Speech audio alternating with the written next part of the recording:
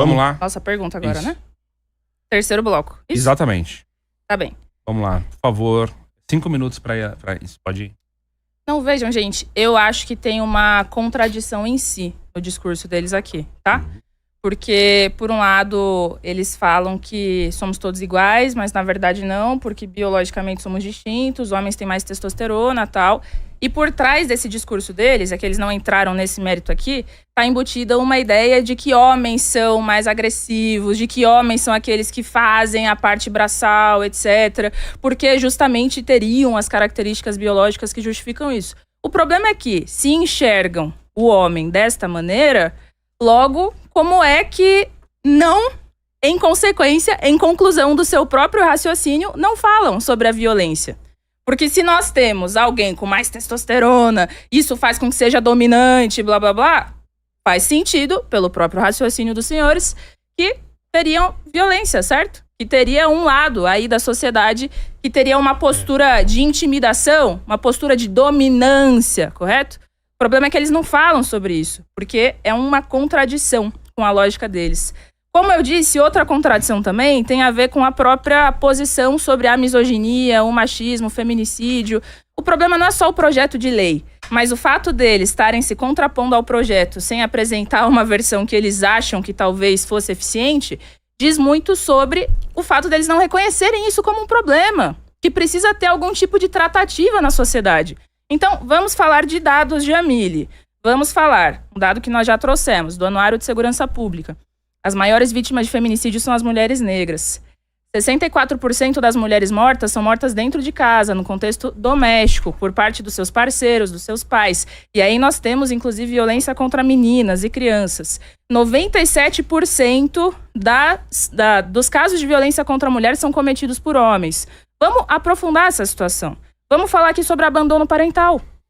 Vamos falar sobre as mais de 5 milhões de crianças em idade escolar no Brasil que hoje não tem o nome do pai? Não tem o nome do pai. Quantas são as milhões de crianças aí que não tem o nome da mãe?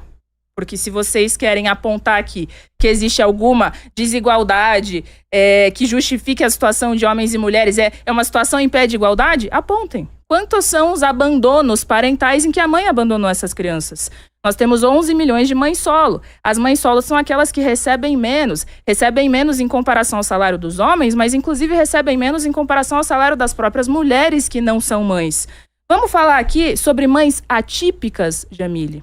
Mães atípicas, que 70% a 80% dessas mães se enfrentam com abandono paterno? Por que é que isso acontece? Eu quero saber.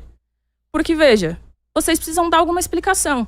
A explicação de vocês pode ser: esse problema não existe. Eu acho que é a opinião que vocês têm. A explicação de vocês pode ser: esse problema existe, mas também acomete os homens tanto quanto as mulheres. Ou a explicação de vocês tem que reconhecer que isso aqui é um fato, é um dado, levantado pelo IBGE, pelo IPEA, pelo Anuário de Segurança Pública, reconhecido de diversas maneiras. Quantas são as mulheres que têm medo de andar de ônibus e andar numa rua escura? E quantos são os homens?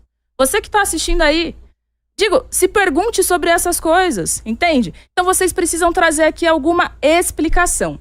A explicação que nós damos é que isso tem a ver com os políticos, com a falta de medidas concretas para regularizar a situação de homens e mulheres, para trazer isonomia e igualdade. E políticos aí entra a extrema-direita, entra a fraquejada do Bolsonaro, entra todo tipo de discurso misógino machista do Nicolas Ferreira e companhia, dos Red Pill. Também entra a esquerda capitalista, que o Lula, com as suas falas machistas, com a ausência de verba concreta para a defesa da vida das mulheres, a ausência de verba concreta para a defesa da vida dos setores oprimidos em geral. A Letícia citou aqui o BPC, mas também tem a ver com o sistema. Tem a ver com o sistema, com a forma de organização da sociedade capitalista, que se beneficia das opressões, que precisa nos dividir e nos tornar desiguais para nos controlar e nos governar. Porque uma vez que nós estamos brigando entre nós não nos voltamos contra o sistema, que é quem nos explora e nos oprime. Essa é a nossa explicação para essa situação de violência hoje. Qual é a que vocês dão? Vocês precisam dizer. E veja, não vou votar no Lula. Tem um pré-candidato à presidência da República nesse momento, que é o Hertz Dias, que é o candidato dessa eleição que, por excelência, vai enfrentar o machismo, a misoginia, o racismo, defender a classe trabalhadora, enfrentar todo esse tipo de discurso nojento e preconceituoso que vocês estão defendendo aqui. Vamos lá, sobre a questão do abandono. Eu tenho culpa, você tem culpa, que a mulher vai lá. E aí eu vou utilizar um exemplo muito clássico do baile funk. O pai some a culpa da mulher. Eu vou querer o meu tempo de volta. O pai some a culpa da mulher? O pai abandona a culpa da mulher? Minha querida, se a mulher dá pra... sim ou não? O pai some a culpa da mulher? Vou esperar ela. Tá. Por que ela não respondeu, né, gente? Os dois têm responsabilidade. Sim, pode falar. Vamos... Perfeito, obrigado. Vamos lá pela questão do abandono. Você tem culpa que a mulher vai lá e ela acaba se relacionando intimamente com vários homens, ao ponto dela não saber quem é o pai. Eu vou te contar uma coisa que você não sabe. Quando a mulher não sabe quem é o pai, no registro civil, o Ministério Público entra com uma investigação, notifica a mãe para a mãe apontar quem é o pai. E a mulher tem a obrigação de apontar. O problema é que muitas mulheres não sabem quem são os pais. Agora vamos falar sobre processo. Quantos processos eu tenho no escritório de homens que descobriram que não eram pais dos seus filhos? Porque a própria esposa teve relação extraconjugal, tendo um caso, e acabou enganando o seu companheiro e ele teve que assumir. Perceba, a questão de mãe solo. Quando você coloca, e ela falou aqui 11 milhões, não sei exatamente se é esse o valor. 5 milhões de mãe solo. Você precisa entender 11 milhões. Você precisa entender que dentro dessa fala de mãe solo vai entrar também toda mulher que acabou de se separar. Toda mulher que acabou de separar. Então, o pai que está lá na justiça, brigando para ter acesso ao seu filho, para ter uma convivência ampla, essa mulher está sendo considerada pelo sistema como mãe solo. Você considera no Brasil não pagar pensão, cara. Agora, vamos lá sobre Agora vamos sobre a questão da opinião. A gente volta. A Mandy, de novo, acusou o Nicolas de ser machista. Sobre o quê? Sobre a opinião dele. Agora, você acha que essa lei não vai vir para atacar a opinião?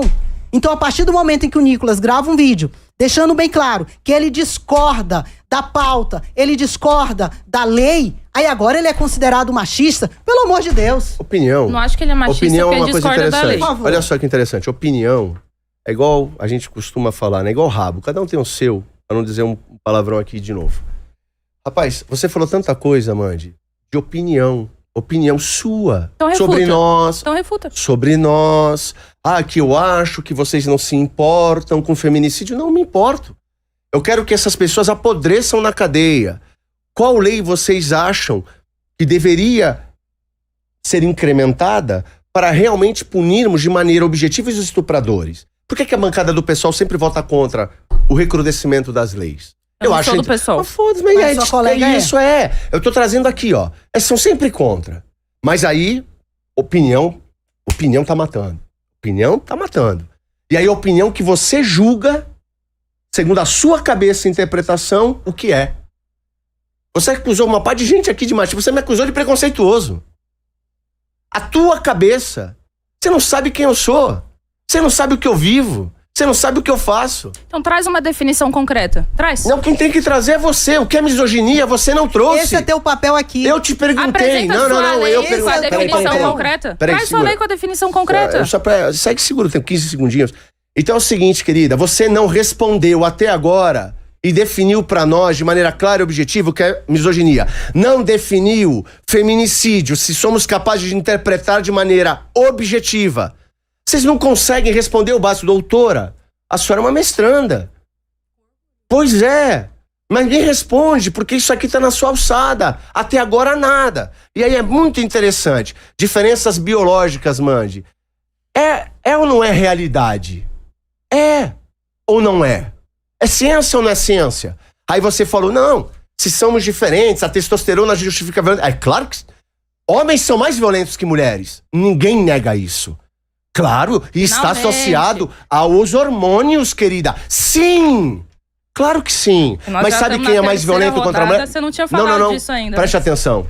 Só que se pasmem as senhoras. Vocês sabem quais homens são mais violentos contra as mulheres? Os com baixa testosterona. Vocês não sabiam disso, né? Pois é. Porque o homem com testosterona alta, ele tem mais autocontrole. Ele tem mais impulso. Mas ele tem mais autocontrole ao mesmo tempo. Agora, o homem com baixa testosterona, ele é mais violento contra a mulher.